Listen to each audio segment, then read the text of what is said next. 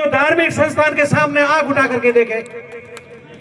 मैं ये पूछना चाहता हूं इसी सरकार से कि आपको जो चुने हैं यहाँ के प्रतिनिधि कहां हैं? आज बॉर्डर से 70-80 किलोमीटर दूर वो मस्जिद है, देश की सुरक्षा के लिए क्या खतरा था बताइए आप मेरे को।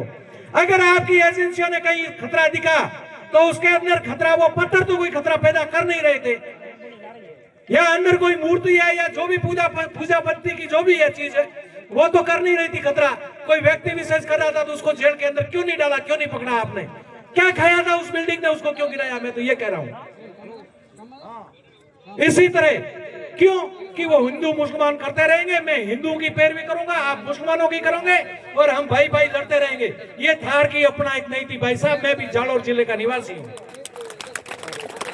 हमारा भाईचारा था, शादी विवाह हर कोई काम काज एक दूसरे को हम बुलाते थे, आज भी बुलाते हैं। ये भाईचारा हम टूटने नहीं देंगे और ये जवाबदारी मैं मेरे युवा साथियों पे डालता हूं। ध्यान रखना, सावचेत रहना। कोई भी व्यक्ति सुता मतलब एक समाज के ऊपर आरोप लगा देता, व्यक्ति विशेष गंदा हो सकता, कोई पूरा समाज गलत नहीं होता साथियों। अब जाग जाओ आप। आज आजादी के 80 साल बीते हैं और आज भी हमने इस बिजराड़े पीछे एक गांव था, उसके अंदर बहने कुएं के अंदर से पानी खींच करके निकाल रही थी। वो अपने पुराना जो सिस्टम है ना, बड़े चाकड़ों का धोरण कहीं कहता होला, खींच कैसे निकालते। उसके अंदर बहुत बड़ी योजना केंद्र सरकार की चल रही है, जिसमें अरबों खरबों रुपए का बिल है, मतलब पैसा है, उसमें जारी किया बजट। आपने सुना होगा जल जीवन मिशन योजना, और उसमें घर घर नल लगाने की योजना है। मैं तो कह रहा हूं आपका घर घर नल वाली योजना आपसे नहीं होगी, क्योंकि ठेकेदारों ने और नेता ने बटरबाद करके खा लिया। पर अगर ऐसा जो बोरिंग है गांव में कुआ, उसके ऊपर मोटर तो कम से कम लगा दो, और गांव के अंदर जो जीआरआर बना हुआ है उसको तो पानी से भर दो कम से कम। पर नहीं करेंगे, क्यों? क्योंकि 5 साल से 1 महीना वो आएंगे, आपको कैसे भी बरगलाएंगे, आपको अच्छी तरह से रखेंगे। 1 महीना वो हाथ जोड़ेंगे आपके सामने, और फिर बाद में 5 साल आपके उनके पीछे आप हाथ जोड़ते हुए फिरेंगे, पर वो आपको वापस कहीं दिखाई नहीं देंगे।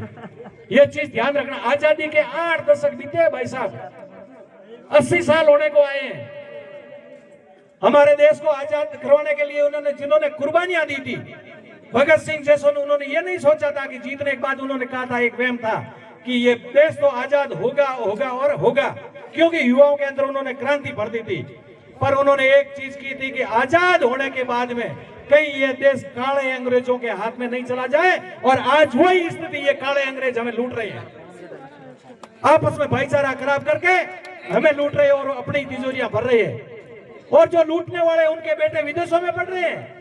आपकी बच्चों की तरह कोई नहीं है, कोई उनका बेटा सेना में नहीं है, कोई पुलिस में नहीं है, कोई नेता का बेटा, सारे के सारे विदेशों में है, या फिर वही नेतागिरी कर रहे हैं या कुछ कर रहे हैं। सेना के अंदर कौन चाहता? अपने गांव का, किसान का, और हम सब लोग किसान हैं।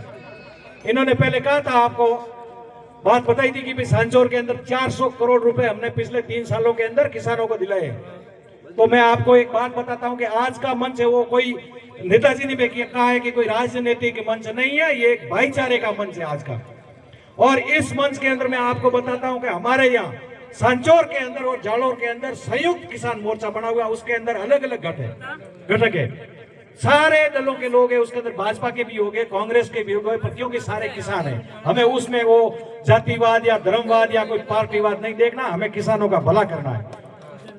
तो उसके लिए हमने मेहनत करके मोर्चा बना के, उस मोर्चे के बैनर तले हमने झगड़ के 400 करोड़ रुपए रिलायंस कंपनी से किसानों का बीमा दिलवाया है। आदान अनुदान की राशि अलग है।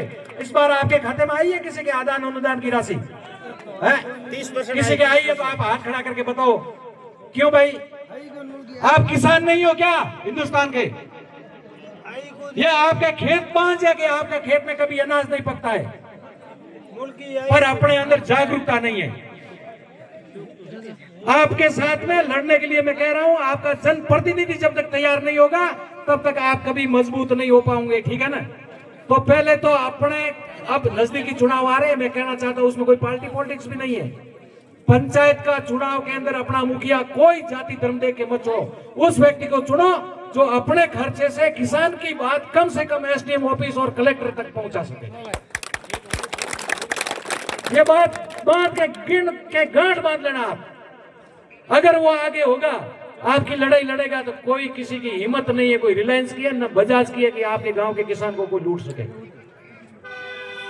अब क्या बात करें, बहुत सारी दर्द है यहाँ पे। एक पहले छिन्नो संतानों के अंदर या सारला सियाणिया ककराला भाडा के अंदर एक चली थी, ये बुजुर्ग बैठे हैं मेरे उम्र के, उनको सब पता है, जो पेड़ा साथ थारट फेंके को पेड़ों को पीवड़ा को क्या जो भी कह रहे हो, उसका चला था 6 महीने के अंदर। ऐसा उस समय माहौल था कि कोई व्यक्ति आता तो आपके यहाँ गांव में रुकना नहीं चाहता था।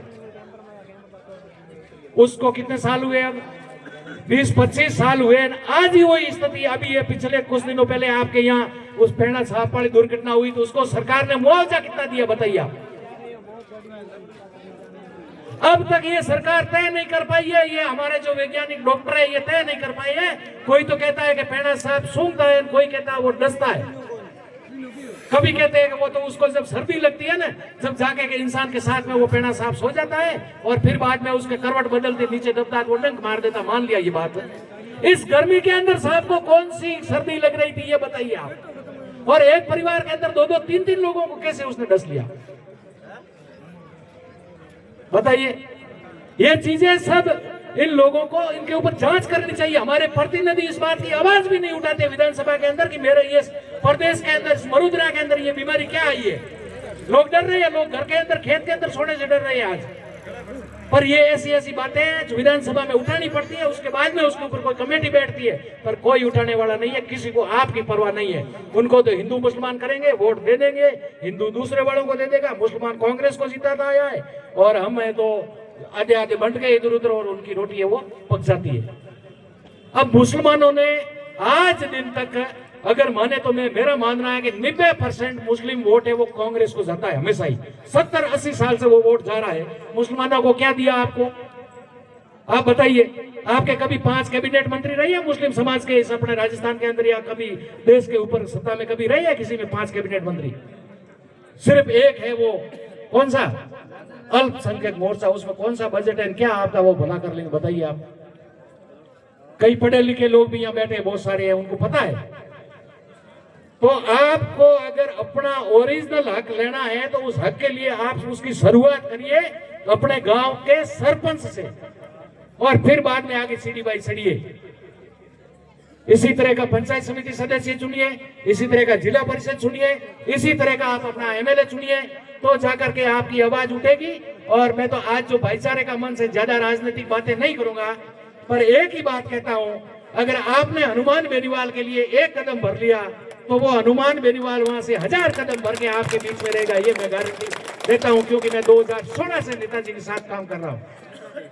और हमारी भी स्थिति वहां संचोर में, आप अल्पसंख्यकों जैसी आप चिंता मत करना, क्योंकि आजकल कोई भी व्यक्ति आगे बढ़ता है तो सबसे पहले उसके समाज का सपोर्ट जरूरी होता है। तो मेरे तो जालौर जिले की 5 विधानसभाओं के अंदर कहीं 5000 कहीं 1000 है, 2-3 विधानसभा ऐसी वहां रानीवाड़ा और के अंदर एक भी मेरे समाज का वोट नहीं है। पर आज मैं धन्यवाद देता हूं युवा साथियों को और बुजुर्गों को कि आज हजारों हजार की संख्या में 5 विधानसभा के ऊपर मेरी पार्टी के जो व्यक्ति खड़े हुए, एक आवाज देता हूं, हजारों लोग जिला कलेक्ट्रेट को घेरने के लिए तैयार हो जाते हैं। वो ताकत आप युवाओं के अंदर है, वो आपको भी जगानी होगी और आपको भी वो काम करना होगा। अब नेताजी का आने का टाइम है, और भी वक्ता हो गए आपके यहाँ, और आप सब आए, इतनी देर नेताजी का इंतजार किया और हमें जो मान सम्मान दिया आपने सुना, इसके लिए आपका खूब खूब धन्यवाद।